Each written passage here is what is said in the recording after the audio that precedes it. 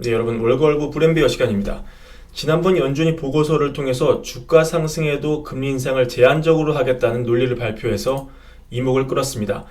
이번에는 우리가 또 균형 감각이 중요하니까 큰 틀에서 그와 정반대의 논리를 공개해서 가져와 봤습니다. 요약하자면 이런 결론입니다. 쉽게 잡히지 않는 코어 CPI가 매우 오랜 기간 높게 지속될 수 있다. 즉 인플레는 잡히기 힘들 것이다 라는 내용입니다. 이번 내용은 페드 소속 경제학자들이 발표하는 페드 노트에 실려 있는데요. 주요 내용을 보겠습니다. 이게 최근 20년의 미국 코어 CPI 그래프인데요. 보시다시피 이번처럼 크게 튀어오른 경우가 20년 안에는 거의 없었다고 봐야 합니다. 20년간 매우 제한적인 범위에서 움직였다고 볼 수가 있죠. 이 글을 쓴 카일리 이코노미스트는 여기서 많은 전문가들이 실수를 했다고 지적을 합니다.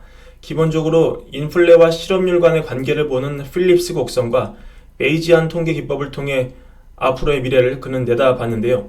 자세한 학문적인 내용은 너무 어려우니까 모두 빼고 결론만 들여다보겠습니다. 너무 오래돼서 우리가 배제하는 2000년 이전의 데이터, 이걸 다 가중치를 다르게 부여해서 그는 각각 넣었습니다. 그래서 하나는 0.5만큼 가중치를 넣고요. 0.2만큼 넣기도 하고 0.05만큼 넣기도 하고 아예 반영하지 않기도 했습니다. 그래놓고 이 모델로 22년 말 예상을 사후적으로 해본 겁니다.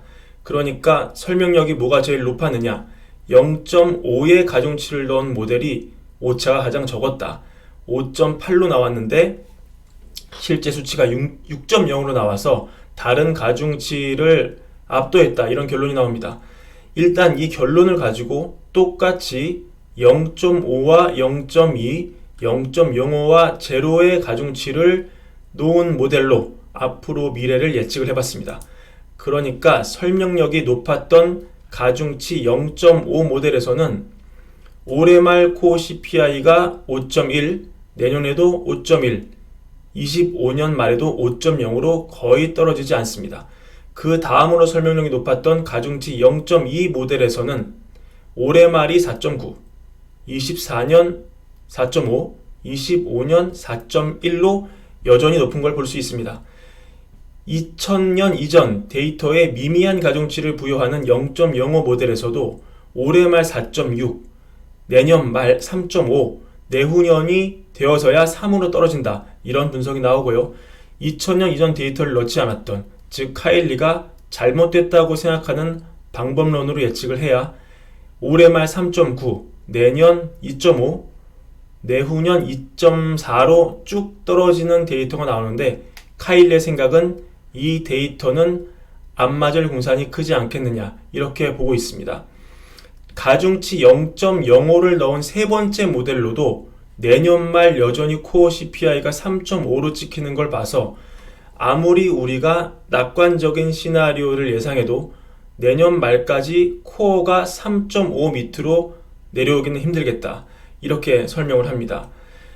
참고로 전문가들의 견해 평균은 내년 말이 되면 코어가 2.7로 잡히겠다. 이게 중위값인데 이거 달성도 힘들 것이다. 결국 우리가 직면한 이 인플레는 매우 오랫동안 지속될 것이다. 이렇게 결론을 냈다고 보시면 됩니다. 이 그래프는 앞서 카일리가 예측한 숫자를 그래프로 그린 건데요. 보시다시피 가중치를 0.5로 부여했을 때 그래프가 누워버리는 코어 CPI가 2026년이 돼도 거의 떨어지지 않는 모습을 볼 수 있고요.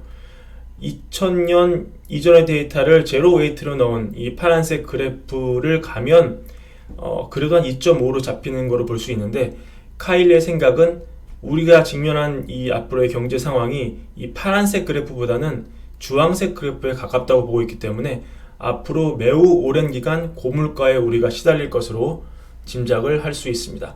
자, 여기까지 보고 여러분 어떤 생각을 하셨는지 궁금한데요.